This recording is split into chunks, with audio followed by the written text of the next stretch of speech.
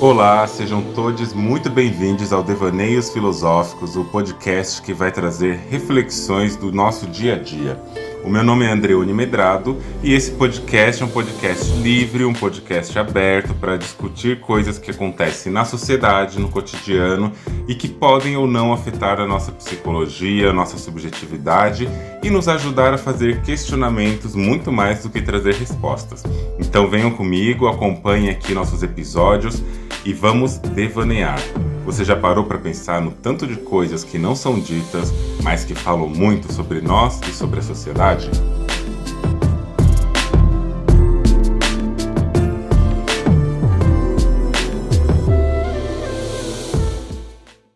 Você já se perguntou se os aplicativos de relacionamento reproduzem a dinâmica social que a gente vê, que é um racismo que está institucionalizado, que está enraizado na maneira como a gente olha, acolhe e pensa os afetos?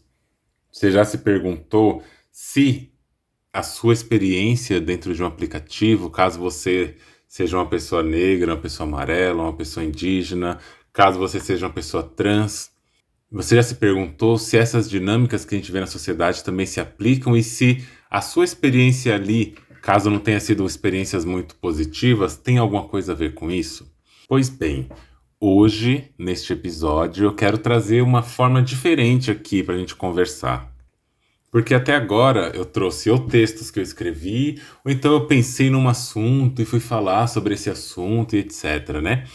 Eu sou uma pessoa cientista. Eu já fiz meu mestrado, estou terminando meu doutorado, tenho esse pensamento mais experimentalista sobre a sociedade, sobre a vida. E como uma pessoa experiente, experimentadora que eu sou, eu resolvi me experimentar mais uma vez. Eu digo mais uma vez porque, entrando bem aqui no tema de aplicativo, eu uso aplicativos de relacionamento já tem um tempo, deve ter, sei lá, 5 anos, 4 anos, tem bastante tempo. Só que eu nunca usei o aplicativo de relacionamento sem colocar também sobre ele o meu olhar de crítica social. E eu tô falando sério, desde sempre que eu usei aplicativos, eu sempre observava questões como raça, como gênero, como masculinidades, etc., para entender também, né, onde que eu estava pisando e acabava observando e a partir dali eu fazia várias análises sobre a vida, sobre a sociedade. No meu blog tem um texto chamado Broderagem, e esse texto ele é baseado em experiências de aplicativos, de internet e outras experiências que outras pessoas trazem, e é o texto mais lido no meu blog. O mais lido de todos. Ele superou até um outro texto antigo, que sempre foi o primeiro mais lido, e agora é esse, sobre broderagem, que vem também de uma análise do conteúdo das redes sociais, dos aplicativos, mas também das minhas experiências a partir desses meios, né? E a minha observação com a sociedade. Nesse caso aqui, a experiência também aconteceu, e por isso que eu digo que é mais um teste experimental. Só que a grande diferença é que, ao longo do tempo, quando eu ia observando essas coisas que aconteciam em aplicativos de relacionamento, como as pessoas se comportavam nos matches, se dava match ou não, quem me curtia, quantos me curtiam, era muito na base da observação e de pensar, e de uma impressão. Acho que essa é a palavra certa. Era muito baseado na impressão que eu tinha das coisas. Aí eu resolvi me testar. Mas antes de falar sobre o experimento em si, eu queria contar um pouco das minhas experiências até então nos aplicativos, para a gente poder depois já ir pensando comparativos. Ao longo do tempo, eu não me identifiquei sempre como uma pessoa não binária. Logo, a minha expressão de gênero, a minha estética, é uma estética que, embora nunca fosse a estética daquele homem cis hétero, aquele homem padrão, assim, toda uma masculinidade esquisita que a gente vê aí, apesar de não ser assim, ainda era uma coisa que na primeira leitura, no primeiro olhar, você já sacava. Supostamente é um homem fora do meio. Não é um homem no meio, não é aquela pessoa gay e afeminada nem nada do tipo. Era uma pessoa fora do meio esteticamente falando, certo? Além disso, era uma pessoa que, como sempre foi, um perfil mais politizado, um perfil mais polido, um perfil que falava bastante sobre coisas sociais, mas que mesmo assim, quando você olhava para a estética, você olhava no máximo e via, é uma pessoa intelectual, aparentemente. Quando olhava minhas redes, teria certeza. Ao longo do tempo isso foi desse jeito. Embora eu colocava nos aplicativos às vezes que era bissexual, mas mesmo que eu não colocasse, eu abria, né, para poder dar match em homens e mulheres, ou às vezes só em homens. E eu ia fazendo esses testes, eu ia vivendo essa experiência. Algo me chamava muita atenção. Eu não tinha tantas curtidas quanto eu imaginava que poderia ter. Tinha vezes que ficava dias sem nenhuma curtida. Geralmente, quando você instala o aplicativo, recebe um pouquinho mais de curtida. Eu recebia em média, assim, quando eu recebia muita, eu recebia umas 40. Logo que você instalou, o pessoal vai lá, se aparece para mais pessoas e tal. Só que vai passando os dias, você vai passando para a direita ou para a esquerda e vai sumindo, né, o número de pessoas, porque ou não dá match ou tal. Beleza. Nessa época, mulheres me curtiam, mulheres brancas, mulheres amarelas, mulheres negras, homens, homens brancos, homens negros, homens amarelos. Tinha uma diversidade aí de pessoas que me curtiam. Com o tempo que eu fui questionando minha orientação sexual com mais profundidade, questionando meu gênero, a estética do perfil também acompanha essa minha mudança, porque eu acho importante que aquilo que é colocado no perfil reflita aquilo que eu sou na vida, né, no dia a dia. Pois bem, foi muito forte a minha impressão, porque eu sempre, como eu falei aqui, eu sempre avaliei as mudanças. Eu acho que por uma questão também autista, tem essa coisa de ter uma ligação muito forte com mudanças de padrão. Eu também olho muito para essas mudanças de padrão. E quando algum padrão muda de um jeito muito rápido, e às vezes não precisa nem ser tão abrupto, mas quando muda, eu olho para aquilo e dou atenção. E aí você soma isso com esse fato de eu já fazer a crítica e a análise social, com certeza eu percebi que quando a minha expressão de gênero mudou e quando eu começo a colocar fotos com tranças coloridas, com brincos, com as unhas pintadas, às vezes com as unhas grandes e pintadas, e às vezes fotos com a unha grande pintada e de brinco e de trança colorida e de anéis. E eu vou fazendo toda essa minha experimentação também pessoal, né, do meu gênero, da minha expressão. E quando eu coloco isso no meu perfil, quando isso aparece no perfil, mesmo sem eu mudar nada das minhas legendas, nada das minhas biografias, das minhas bios ali, só mexendo nas fotos, eu já percebia que tinha um decréscimo do número de pessoas que me curtia. Me curtiam menos pessoas e não só isso, menos mulheres também. Menos mulheres me curtiam. Quando mulheres me curtiam, eram mulheres amarelas e algumas raras mulheres negras, raríssimas. Já me relacionei com pessoas negras de aplicativo, inclusive uma mulher bissexual. E também o que eu percebia era o número de homens brancos também me curtia. Era sempre homens brancos que mais me curtiam do que qualquer outro perfil. Isso aí foi uma coisa que eu sempre observei. Esse é um parâmetro, né? Então, beleza. Eu estou falando que ao longo da minha trajetória, da minha identidade, do meu questionamento sobre mim, as curtidas e as interações via aplicativos diminuíam. Conforme eu vou passando de uma masculinidade não normativa, mas mesmo assim, para uma não binariedade, para uma não monogamia, para um não esconder quem eu realmente sou, as curtidas diminuíam expressivamente. Pois bem, aqui a gente começa. A minha hipótese era de que pessoas tendem a rejeitar perfis de pessoas negras LGBTs e de pessoas negras trans. Isso para mim era uma hipótese. Brancos que curtem por algum motivo que a gente vai discutir bem aqui, mais pro final. E segundo, que se eu fosse uma pessoa branca, isso não aconteceria comigo. E aí eu fiz o meu experimento. Ontem, às 18h23, eu criei um perfil no Bumble. Eu falo Bumble pra gente colocar bem marcado aqui, né? Qual que é o lugar de onde a gente está falando. E é importante falar qual que era o aplicativo, embora o Bumble não me pague nada por isso, porque tem algumas dinâmicas que acontecem ali no Bumble, que são, para quem não conhece, né? Se você cria esse perfil e você é uma mulher, a conversa só se inicia após você, mulher, ter puxado o assunto. Então, se eu der match em alguma mulher, se a gente der match, ela tem que puxar o assunto para a gente conversar. E para qualquer outro gênero, não. Cada um puxa o seu assunto. Pois bem, se você arrastar para um lado, você não tem conexão. Se arrastar para o outro, você tem. O que que eu fiz? Eu criei esse perfil. E o que que eu mudei no perfil? A única coisa que eu mudei no perfil foi que eu coloquei uma foto que não era minha. Eu tirei todas as minhas fotos e coloquei uma outra foto de um homem branco. Um homem branco, sem camiseta, que ele não era um corpo malhado, mas não era um homem gordo. Um homem branco, loiro, numa praia. Olhando para a câmera e dando um sorrisinho meio assim, tímido. Pela foto você achava que a pessoa era uma pessoa um pouquinho mais tímida do que o normal. O normal, assim, né? Nessas redes sociais que todo mundo dá aquele sorriso arreganhado.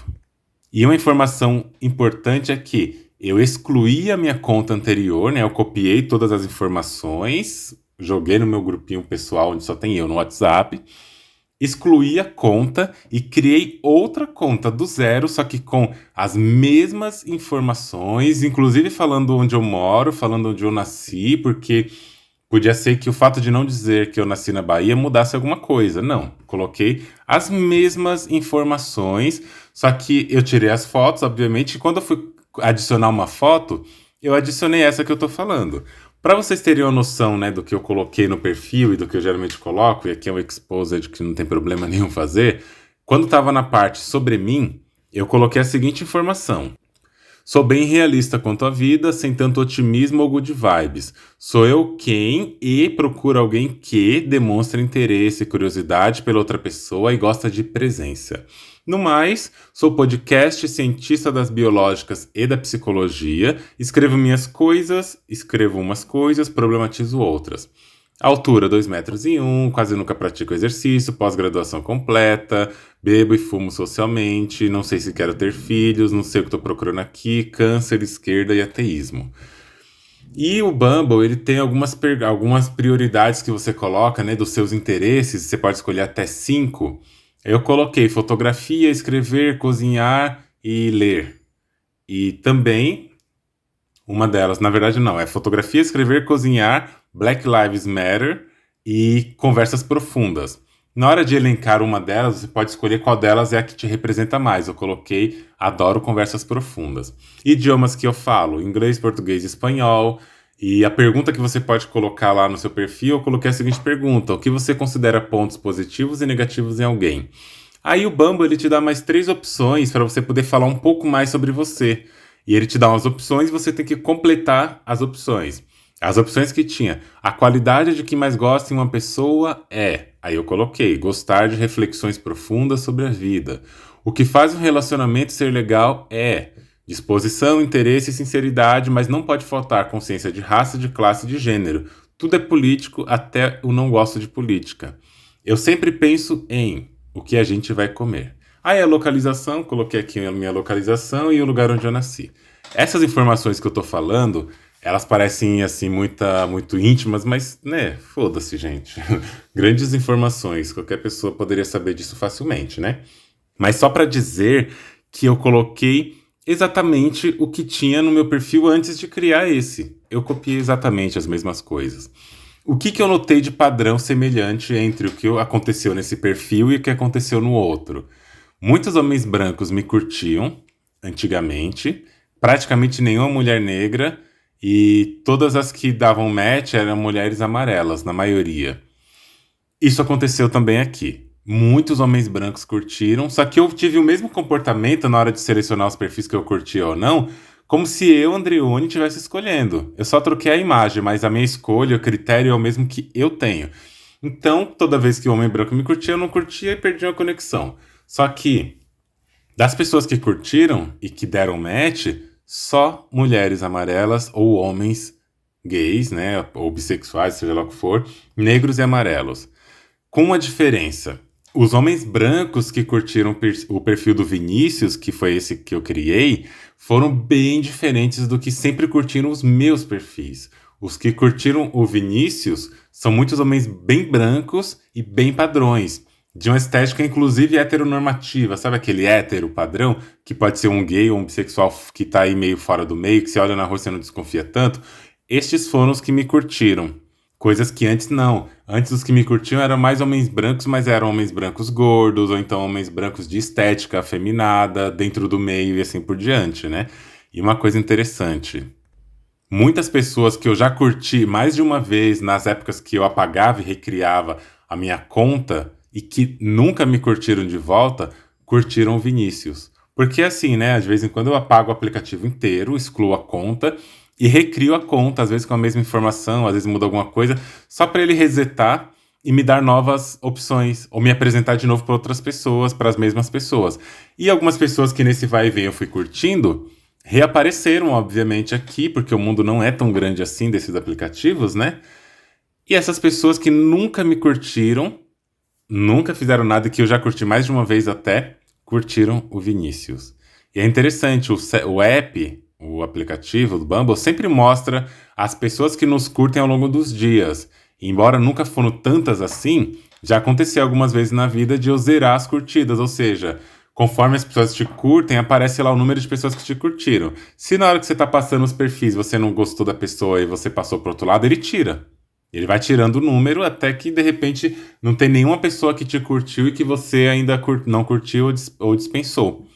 E assim foi.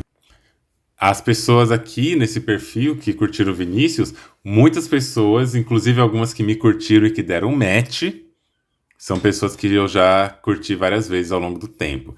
E vamos então aos números, né? O que aconteceu dessa vez? Eu recebi em 24 horas de perfil, um total de 121 curtidas. Dessas 121 curtidas, como o Bumble limita no começo, principalmente, o número de matches que a gente o número de curtidas que a gente pode dar, né, naquele período, eu tive 12 matches. Desses 12 matches, 5 deles me mandaram mensagens. Ou seja, e teve uma interação na minha foto também, né? Ou seja, o que nunca aconteceu comigo, porque era em torno dos 40, como eu falei antes, agora foi quase 3 vezes mais de 3 vezes mais. Eu já tive alguns matches ao longo do tempo no aplicativo, mas nunca na minha vida aconteceu de eu ter 12 matches em 24 horas. Nunca aconteceu. E ainda mais, desses 12, 5 mandarem mensagem, ou seja, 5 estarem de fato interessados em conversar a ponto de mandar mensagem. Então é uma coisa bastante curiosa para se observar como que muda só pelo fato de ser uma pessoa branca. É uma experiência bem interessante, porque nunca aconteceu isso comigo, né? De ter um perfil assim tão cheio de curtidas, de pessoas que toparam, né? Te conhecer, que te mandaram mensagens, que são pessoas, eu repito, que eu teria curtido se eu tivesse o meu perfil de Andreone mesmo. Eu só curti as pessoas que eu já teria curtido. Não curti nenhuma pessoa branca, absolutamente nenhuma. E nenhuma pessoa de direita, nenhuma pessoa com... Eu só curti pessoas que eu curtiria normalmente. E esse foi o resultado de quase 3 vezes mais curtidas do que de costume e de um número de matches e mensagens em 24 horas que eu nunca tive. E vale dizer, eu uso esses aplicativos desde uns 5 anos, indo e vindo, instalando, desinstalando, excluindo conta e recriando. Nunca aconteceu. O mais perto disso que aconteceu foi no Tinder, mas o Tinder ele é um aplicativo muito maior e muito mais abrangente e conhecido do que o Bumble, ou seja, tem uma probabilidade muito maior. E a única vez que eu assinei o Tinder Gold, que foi para ver quem que tinha me curtido, só tinha gente branca me curtindo. Então, um perfil que, apesar de ser proporcionalmente maior, ele ainda representa esse sistema. É o que eu falei no último episódio sobre escalabilidade. É uma escalabilidade ainda. Aumenta o volume de pessoas e o número de pessoas que vão estar no aplicativo, mas o padrão se mantém, porque é uma coisa que aí eu consigo confirmar de novo. Institucional, social, que acontece para além do aplicativo. É uma coisa da sociedade e como isso está espelhado na sociedade. Aí entra outra coisa, né? Que eu geralmente não faço isso. Quando eu quero gravar um podcast aqui, geralmente eu vou falando, eu penso no assunto, eu entro aqui, começo conversando e vou falar sobre ele, vamos interagir, vamos discutir, etc. Mas eu fiquei pensando, né? Enquanto passava as 24 horas do experimento, o que será que estão falando sobre isso? Aí eu descobri Eu fui procurar bem rapidamente, né? Não procurei a fundo, nem academicamente, eu não quero fazer esse movimento ainda, mas eu fui procurar e eu descobri que há 10 anos fizeram algumas análises de resultados de dados de aplicativos. Dois aplicativos, um do Facebook, que é o Are You Interested? E o outro que é do OkCupid. E eu vou aqui falar um pouquinho de cada um deles. Tem um texto que está em inglês, mas que eu traduzi algumas partes, e a tradução desse texto se chama Probabilidades favorecem homens brancos e mulheres amarelas. Não, em inglês está mulheres asiáticas, mas eu traduzi para mulheres amarelas em aplicativos. Ou seja, probabilidades favorecem homens brancos e mulheres amarelas em aplicativos de namoro. Aí esse texto vai dizendo o seguinte, né, que recentemente pesquisadores coletaram dados do aplicativo do Facebook, Are You Interested? E descobriram que não só a raça é um fator que influencia nossos interesses em relacionamentos online, como também determinadas raças recebem quantidades desproporcionalmente altas e baixas de interesse. Nesse aplicativo, nesse estudo que fizeram, coletaram dados de aproximadamente 2,4 milhões de interações heterossexuais analisadas por esses pesquisadores. E os resultados que eles tiveram a gente pode sintetizar da seguinte forma: as mulheres recebem 3 vezes mais de interações do que os homens. Todos os homens parecem estar mais interessados em pessoas de fora da sua raça. Homens e mulheres negros recebem as menores taxas de respostas às suas mensagens. Todas as mulheres, exceto as negras, são mais atraídas por homens brancos. E homens de todas as raças, com a exceção notável, preferem mulheres amarelas. Essa exceção notável são os homens amarelos. Um site de negócios chamado Quartz fez um gráfico, né, das preferências usando dados sobre as porcentagens de resposta sim à pergunta "Você está interessado?" nesse aplicativo. E esses dados sugerem algumas histórias incômodas sobre preferências raciais em encontros online. E esse gráfico vai mostrar, por exemplo, a taxa de resposta em relação de mulheres a homens ou de homens para mulheres, de acordo com cada grupo, né? E vai perguntar ali o quanto que homens, por exemplo, estão interessados e mostrar quais foram as respostas positivas e negativas, ou seja, quem tinha mais interesse ou não, de acordo com a raça, o gênero, etc. E são esses resultados que a gente viu. Um pouco antes, isso foi de 2013, um pouco antes, em 2009, o pessoal do OkCupid, que é um outro aplicativo de relacionamento, analisou os dados do site e descobriram que a raça desempenhava um papel importantíssimo em quem respondia as mensagens, com algumas conclusões semelhantes e algumas diferentes dessa que eu acabei de falar, né? Se a gente fizer também, de novo, um resuminho do que eles encontraram, vocês vão perceber as diferenças e as proximidades. Segundo esses dados obtidos do OkCupid e analisados, as mulheres negras são as que mais respondem. Os homens brancos recebem mais respostas de quase todos os grupos de pessoas respondentes, e a maioria dos homens preferiam mulheres asiáticas, com exceção dos homens asiáticos, enquanto praticamente todas as mulheres, exceto as negras, eram as mais atraídas por homens brancos. Isso, né, esse estudo é importante, esse artigo que eu falei, que eu mencionei logo no começo, que na tradução fica probabilidades favorecem homens brancos e mulheres asiáticas em aplicativos de namoro. Ler esse artigo vai ser muito importante, eu vou deixar o link de todos que eu falarem até aqui ou no episódio, eu vou deixar na descrição, né? Mas ler esse artigo é importante, que nesse artigo, 2 mulheres amarelas vão dialogar sobre isso, vão falar sobre por que tem essa diferença. Uma delas, por exemplo, a Cat, ela vai falar assim que essa desejabilidade toda por mulheres amarelas que vê no mundo virtual, seja promovido por esses filmes, pelo K-pop ou qualquer coisa, inclusive nos aplicativos, ela não vê na realidade, ela não vê isso acontecendo na prática. Ela não vê isso acontecendo de fato, né, como imagina a sociedade pelo virtual. Então ela acha que pode ter um viés virtual de um acesso a um desejo que pode ser materializado, que não vai ser necessariamente materializado, mas que no virtual ganha espaço por uma questão também de fetiche. Ela traz essa perspectiva. A outra pessoa que está com ela, a Elise, a Elise Hu, ela vai dizer assim que, não sei, talvez ela vê isso acontecendo na vida, né? Mas que ainda teria que dar uma estudada muito maior e mais profunda sobre esse tema. Então é um artigo que está interessante, vale a pena dar uma olhada nesse sentido. Esses dados eu peguei de lá também, algumas outras coisas. E mais pra frente, também, se eu não me engano, em 2013, Kevin Lewis, um pesquisador da Universidade da Califórnia, em San Diego, ele analisou mais de 125 mil novos usuários do OkCupid, em um período de 2 meses e meio. E ele observou o seguinte: a maioria das pessoas não entrava em contato com possíveis pretendentes que não fossem de sua raça ou etnia. E, caso fizessem isso, era menos provável que recebessem uma resposta. Ou seja, cada pessoa buscava a si, né? Ali, pelo que a gente viu. Mas o pesquisador também notou que as pessoas que eram contactadas por alguém de uma raça diferente no OkCupid tinham maior probabilidade de iniciar um contato ou interagir com alguém dessa raça mais tarde. E Kevin vai dizer que, segundo o que ele achou, que a tendência de iniciar contato com alguém de uma mesma raça é mais forte entre pessoas amarelas e indianas, no caso ele coloca asiáticas e indianas, e mais fraca entre brancos, segundo os estudos.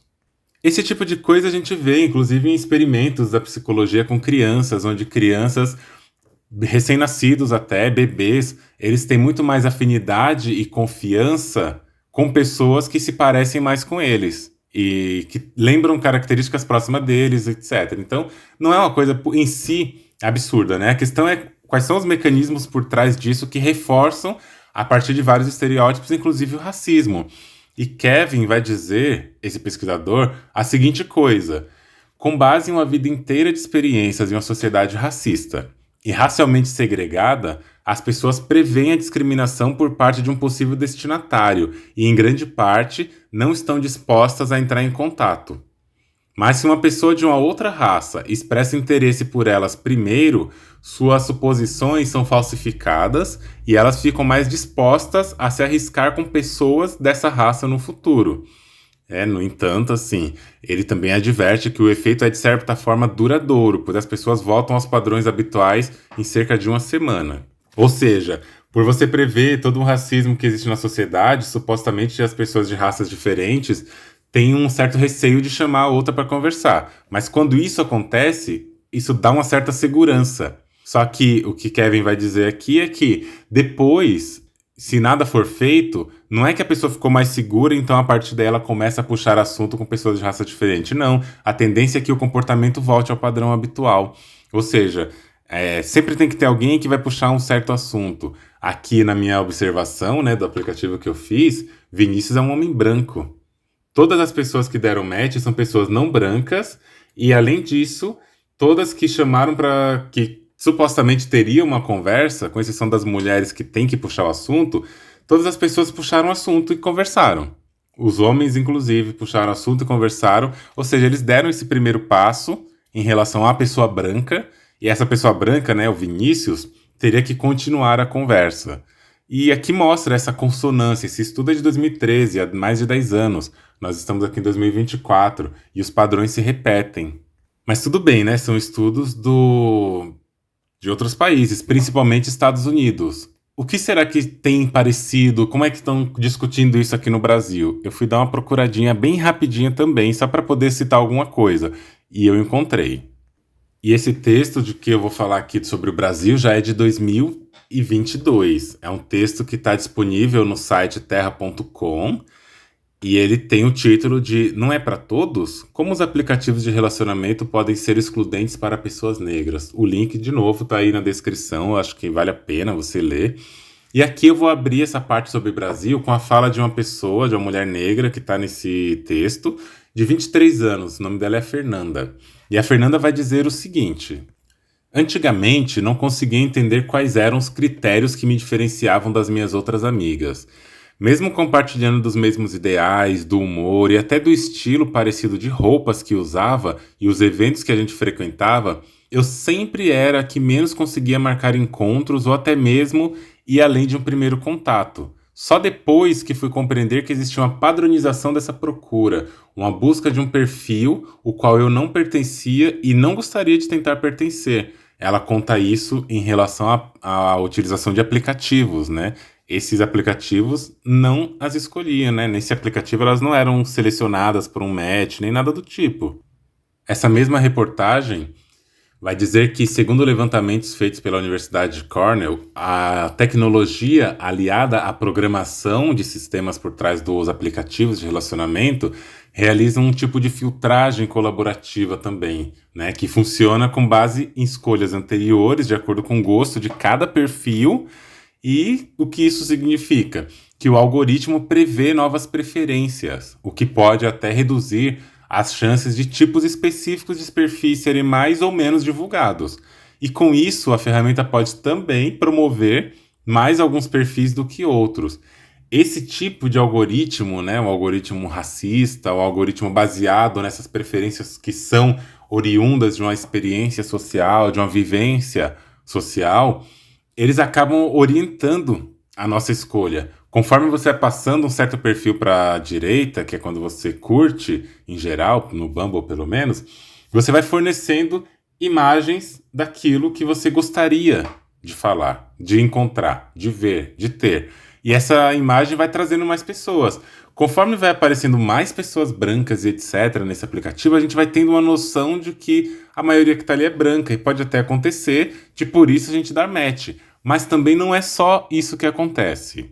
Em conversa com um jornal que chama Alma Preta Jornalismo, que isso também está nesse mesmo texto, a jornalista baiana e pesquisadora do amor, como costumam apresentá-la, que é a Lorena Ifé, ela fala que acredita que aplicativos de relacionamentos já conhecidos, eles reforçam esse tipo de exclusão ou preferência maior por corpos não negros.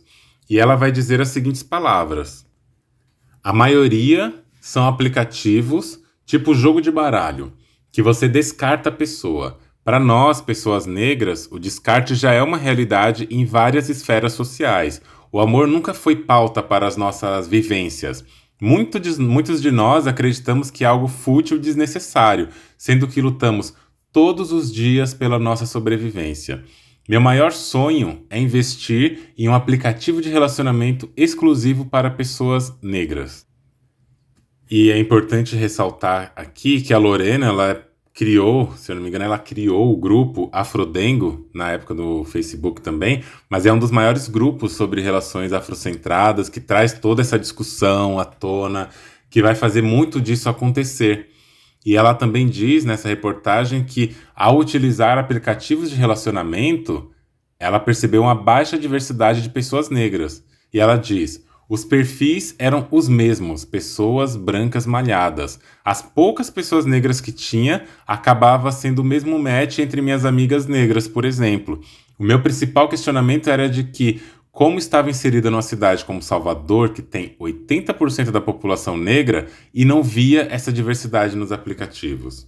Ela diz, né? E numa conversa que você pode achar no YouTube, onde a Lorena está, ela vai afirmar que já sofreu vários ataques e críticas por ter criado o Afrodengo, sendo acusada, gente, olha isso, ela foi acusada de inconstitucionalidade, como se ela estivesse fazendo algo fora da lei. Ela não poderia estar fazendo aquilo, foi acusada de racismo, um velho racismo reverso, né? De estar criando segregações e um monte de coisa, sabe? Então, a pessoa que tenta promover esse lugar de inclusão, de pertencimento e de autoestima para pessoas negras, porque é sobre isso também, esse tipo de espaço, sofrem todas essas acusações. E isso me faz lembrar de algumas experiências também que eu tive no aplicativo, que é também para pessoas negras em tese, que é o Dengalove. Esse Dengalove é um aplicativo que em tese é para pessoas negras encontrarem pessoas negras. Mas, gente, o que tinha de gente branca ali não é brincadeira. E a gente branca mesmo, tipo, branca da pele clara, do cabelo liso, do olho claro, e estavam ali. Por que será que estavam ali, né? Não sei. Pensemos o que pode ser, o que pode não ser. Então, eu quero trazer essas reflexões aqui, né, juntando com outros dados, para a gente pensar que a dinâmica dos aplicativos não são coisas novas. Elas usam de instrumentos novos. E eu quero ressaltar 1000 vezes. As minhas reflexões, elas partem da minha experiência social e, embora encontrem, sim, amparos em outros estudos, em outras elaborações, como nós vimos até agora, Eu não estou dizendo que se trata de uma verdade absoluta. E ainda, além disso, né, eu digo, novos estudos mais robustos e com mais atualizações precisam urgentemente serem feitos a esse respeito. E além disso, vale mencionar que esses estudos que eu falei aqui e levantamentos que eu trouxe ainda são presos demais no campo da cis-heteronormatividade, sem incluir pessoas trans. Isso é interessante e necessário de ser dito. Acho também que isso mudaria as atualizações, caso fizesse estudo novo? Não necessariamente. Eu ainda acrescento que a cis-heteronorma não vai deixar de atravessar e não deixou de atravessar as pessoas e de influenciar e de ser reproduzida nos comportamentos de qualquer que seja a identidade de gênero ou orientação sexual, porque ela ainda está, né, muito enraizada no discurso social sobre desejo, afeto e amor. E caminhando para uma reflexão geral sobre isso e final, eu queria indicar as coisas que eu tenho produzido a respeito desse tema, das relações interraciais. Eu não tô, apesar de ser uma coisa muito autobiográfica, baseada um pouco na minha experiência aqui, eu quero dizer que eu tenho livros sobre isso, sobre não monogamia, com trânsito entre raça, gênero e sexualidade. Tenho o meu perfil no Instagram em que eu falo muito sobre esse tipo de coisa, relações interraciais, sobre raça, sobre gênero, sexualidade, questionamentos sociais. O meu blog acho que é uma grande fonte de temas para esses assuntos que eu falei aqui, porque eles estão lá questionando isso, principalmente num texto que chama A Psicologia da Palmitagem, um texto que chama O Fetiche Branco, Os Rizomas de uma Afetividade Baseada na Paranoia, Carteirinha de Desconstrução ou Consciência Política. Enfim, uma série de textos falando sobre isso, inclusive um texto que chama Entre o Racismo e o Querer, Afetos Domesticados, Mentes Encarceradas e Gostos e gostos controlados. Então, assim, dá uma olhadinha lá, tem bastante coisa sobre isso, e além disso tem também a minha pesquisa, né, meu trabalho de doutorado na psicologia experimental, em que eu vou analisar nojo, vou analisar desejo, atratividade sexual, sociossexualidade, que é esse desejo ou abertura para relações múltiplas ou casuais. Então, são informações que eu tenho trazido de modo reflexivo e crítico, e também científico para quem quiser. Não são coisas assim da imaginação. E teve, inclusive, quando eu falo, por exemplo, de nojo, eu não rodei ainda a nova, que é uma análise de variáveis, né, que a gente usa na estatística, de médias e tudo mais, mas eu tenho uma tabelinha que eu montei previamente para os meus estudos, só para eu ter uma noção geral, de acordo com os dados que foram coletados para minha pesquisa. Mais de 1.500 pessoas responderam a minha pesquisa, e nessa pesquisa eu tive um número muito grande de pessoas respondentes de várias etnias, né? Raças e etnias. E quando eu vou analisar o nojo, eu percebo o seguinte. Primeiro, que nojo não é essa aversão a coisas nojentinhas, tipo vômitos e tal. Isso também é. Mas a gente divide o nojo em 3 grupos de nojo. O nojo moral, o nojo sexual e o nojo de patógenos.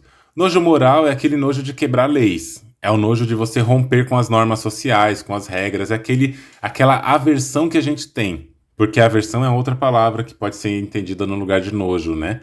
Tem o nojo sexual, que é quando a gente tem nojo de genitais com ISTs, né? Infecções sexualmente transmissíveis. Isso pode incluir também boca, ânus e genitais de modo geral. E tem o nojo de patógeno, que é o nojo de coisas estragadas, de comidas, até mesmo de algumas feridas na pele. Esses podem se confundir um pouco com o nojo sexual, mas que são coisas estragadas, maus cheiros, etc. São esses 3 grupos de nojo.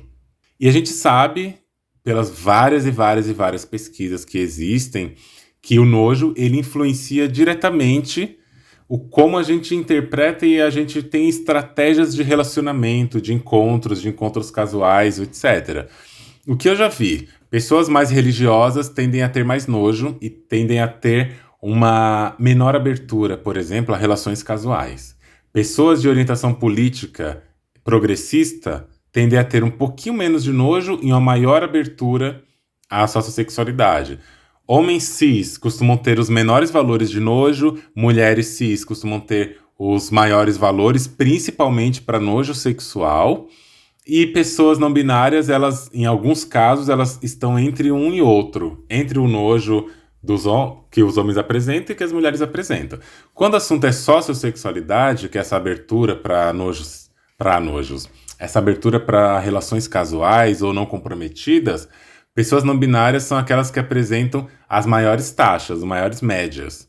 E as mulheres apresentam um pouco abaixo dos homens, que ainda estão abaixo das pessoas não binárias, né?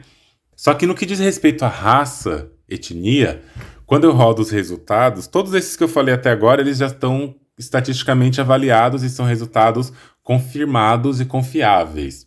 Esse da raça, etnia, eu ainda não rodei a análise estatística mais profunda para poder validar ou não, mas o que eu encontrei foi que, de todas as raças, etnias que responderam aqui, que seriam pessoas pretas, pardas, amarelas e brancas, pessoas indígenas, eu só tive uma resposta. Pessoas amarelas são as que apresentam maiores médias para o nojo. As pessoas amarelas são aquelas que têm mais nojo, tanto o nojo moral, quanto sexual, quanto de patógenos. O nojo moral, na verdade, para pessoas amarelas ficou como 4,15, para pessoas pardas 4,16. Mas o valor geral, praticamente pessoas amarelas apresentam maiores nojos de modo geral. Quando a gente vai olhar para quem apresenta menos nojo de todas as pessoas, em geral, quem apresenta menos nojo são as pessoas brancas, principalmente o nojo sexual. O nojo moral, pessoas negras apresentam um pouquinho menos, mas em geral, a diferença é bem pequena, mas em geral pessoas racializadas apresentaram mais nojo do que pessoas brancas. E isso é uma coisa muito interessante. Quando eu olho a abertura para relações casuais, sexuais não comprometidas, a gente vê que as pessoas amarelas, que foram aquelas que apresentaram os maiores índices de nojo que eu falei, também são as que apresentam a menor abertura para esse tipo de comportamento sexual, o que corrobora, pelo menos aqui em média, as análises que a gente tem feito. E isso está associado, quando a gente vai olhar isso na prática e ver nos aplicativos também, quem procura quem tem mais interesse, quem está mais aberto para relações, a gente vê esses resultados também acontecendo. E aqui eu quero fazer uma crítica, né, um apelo para o que dizem por aí sobre o amor preto cura, essas coisas todas curam. Dizem que o amor preto cura, mas pelo que eu vejo e observo, essa afirmação só vale, ou vale predominantemente, se for em relação ao nego doce, ao nego fitness, ao nego Faria Limer, que são todos homens negros, cis, de corpos fitness, estética super hétero e dentro de uma masculinidade, que isso independe das suas orientações sexuais, e que são monogâmicos, sem traços dissidentes, além do fato de serem negros. O que também se encaixa para as mulheres, que estariam nessas mesmas lógicas aqui que eu falei, e eu já fiz até um post uma vez falando que as pessoas dizem adoro pessoas negras, desde que sejam aquelas pessoas negras dentro de uma estética padrão, né? E o que eu quero dizer com isso aqui? Que mesmo dentro do que se chama de palmitagem, não são todas as pessoas brancas que querem se relacionar com essas pessoas negras que eu falei. Essas pessoas negras que eu mencionei aqui agora, quem se relaciona com essas pessoas e geralmente tem essas coisas é um perfil que ronda esses corpos. Sobretudo se forem pessoas negras que ascenderam socialmente. Aí a branquitude tem ainda mais esse, entre aspas, interesse ou fetiche. Essas pessoas negras, mais dentro de uma estética normativa ou desejável, são desejadas por outras pessoas negras e por outras pessoas brancas ou de outras raças e etnias. Já pessoas não binárias negras, né? Pessoas negras não binárias, travestis, transmasculinas, neurodivergentes, PCDs, pobres, corpo não padrão, não monogâmicas e assim por diante, não pertencem a esse universo de desejabilidade. Eu pego o meu exemplo, que eu coloquei aqui, que eu analisei depois que eu fiz a criação desse perfil, e eu vejo que é justamente isso. Quando eu falo ali, né, de que não é todo mundo que deseja esses corpos que eu menciono, de pessoas negras dissidentes de fato, mostra um pouco essa complexidade, deixa essa ideia mais estranha, ou nem tanto estranha, né, de que muitas pessoas racializadas, tipo negras e amarelas, não nos querem do jeito que a gente é, porque apesar de sermos pessoas negras, não estamos dentro de um padrão. Não estamos dentro daquilo que esperam. Acho que pode até ter um tom meio que salvacionista, talvez mais do que fetiche em jogo, quando outras pessoas também dissidentes brancas, mas dissidentes em algum grau, nos desejam. E eu falo que é mais do que fetiche, principalmente pelo fato dessas pessoas brancas que se interessam por nós, que somos essas pessoas negras dissidentes, não serem também um modelo de beleza e de corpo da branquitude cis-hétero. Em geral, quem se interessa por nós, pessoas negras, não binárias, travestis, transmasculinas, neurodivergentes, etc., são as pessoas brancas que também estão dentro desse grupo, que também estão dentro desse lugar. Mas quando eu falo do salvacionismo, eu falo dele porque, né, ele pode acontecer em qualquer lugar, em qualquer momento, já que, mesmo com todos os marcadores sociais, a pessoa ainda é branca. São muitas camadas para a gente pensar sobre isso, para a gente pensar a nossa desejabilidade. Eu converso também com muitas pessoas negras que não são padrão no corpo e no estilo, e que elas relatam como que é difícil esse acolhimento vindo de pessoas negras, e o que eu percebo dentro da comunidade negra, dentro do padrão de beleza que a comunidade negra exalta e coloca a todo vapor como pretos no poder, pretos na beleza, etc., são pessoas negras ainda que estão dentro de uma estética de beleza muito fechada, muito enclausurada ainda. Que poucas pessoas negras participam desse estereótipo de beleza. E as que não participam, que são muitas na realidade material das coisas, se sentem deslocadas. Às vezes a autoestima, que já não é grande, vai mais ainda para baixo. E, em contrapartida, quando elas recebem o afeto de uma pessoa branca, esse afeto vem um afeto em um lugar seguro, em um afeto gostoso, em um afeto bacana.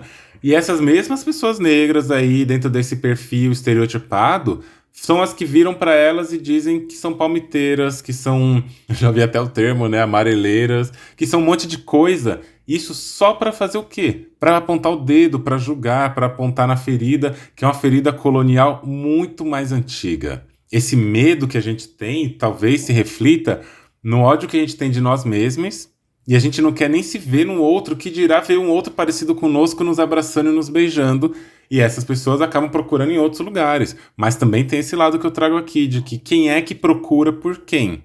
Quem deseja quem nessa coisa toda? Num outro texto que está na descrição também, que traduzindo para o português fica: como a raça é importante no romance. O aplicativo de namoro revela que a maioria dos homens gosta de mulheres amarelas, enquanto a maioria das mulheres preferem homens brancos. É de 2013 e é de onde eu tirei as falas do professor Kevin. Esse texto, ele está disponível na internet, eu coloquei ele aqui para vocês poderem acessar. E ele vai mostrar, por exemplo, que a taxa de respostas positivas em relação aos gêneros, quando a gente olha quem responde para homens, quando as mulheres estão respondendo, porque é um aplicativo heterossexual, né, uma análise heterossexual, quando as mulheres respondem, tanto mulheres brancas como amarelas quanto latinas, na nomenclatura usada, respondem sobretudo homens brancos.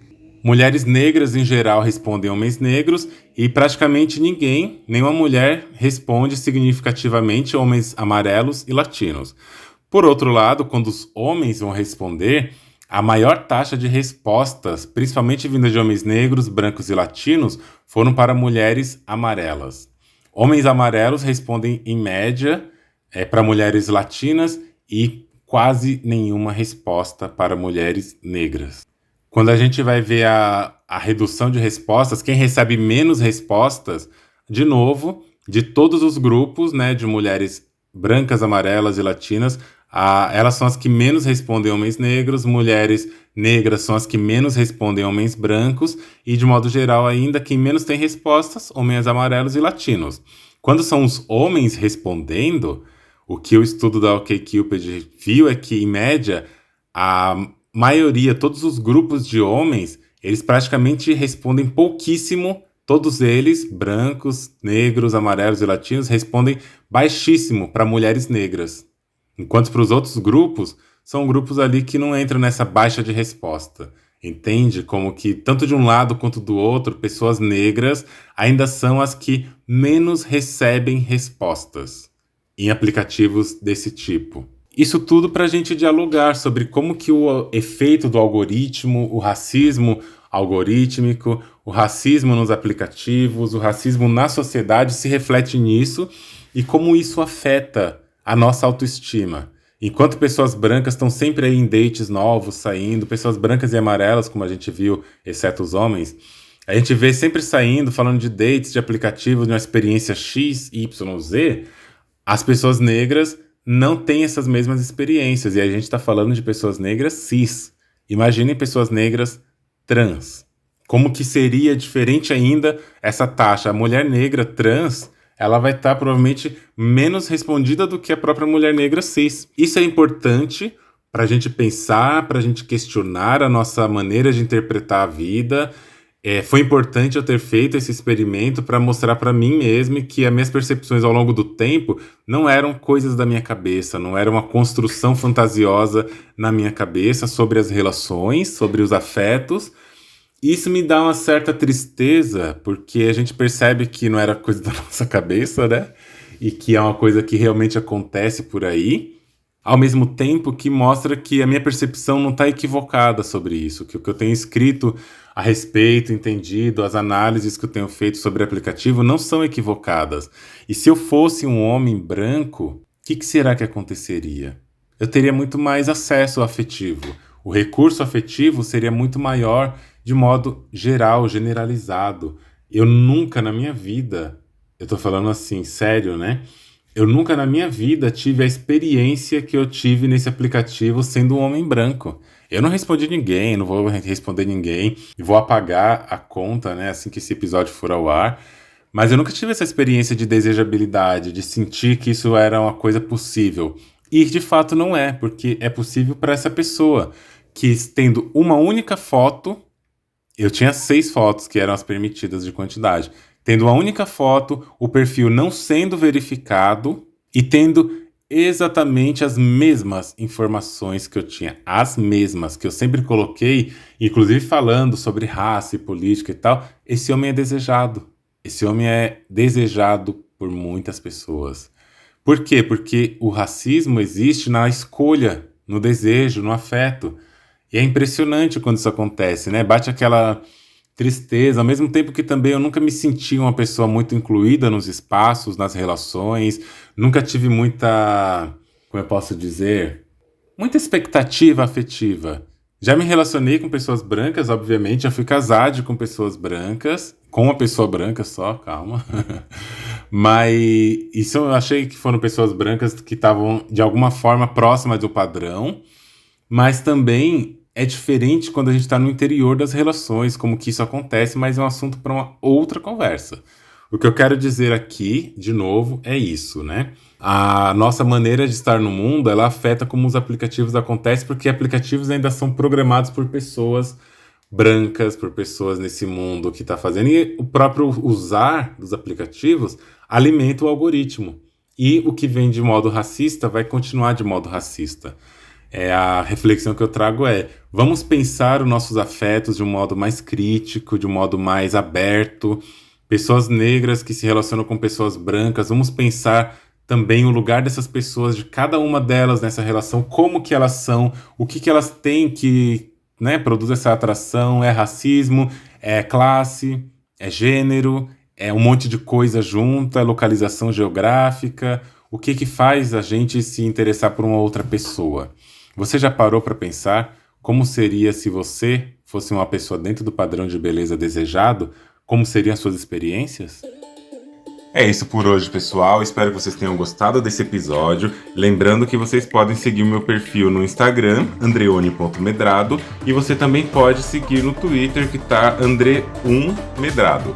Vocês também podem enviar seus depoimentos, reflexões, críticas e sugestões no link que eu vou deixar aqui na bio, na descrição de cada episódio, de um formulário. Espero por vocês nos próximos episódios. E já não esquece, compartilhe esse podcast com alguém que você conhece, avalie esse podcast ali, porque isso nos ajuda a alcançar mais pessoas e ajuda também na nossa produção de conteúdo. Vejo vocês em breve e um grande beijo e até mais. Você já parou para pensar?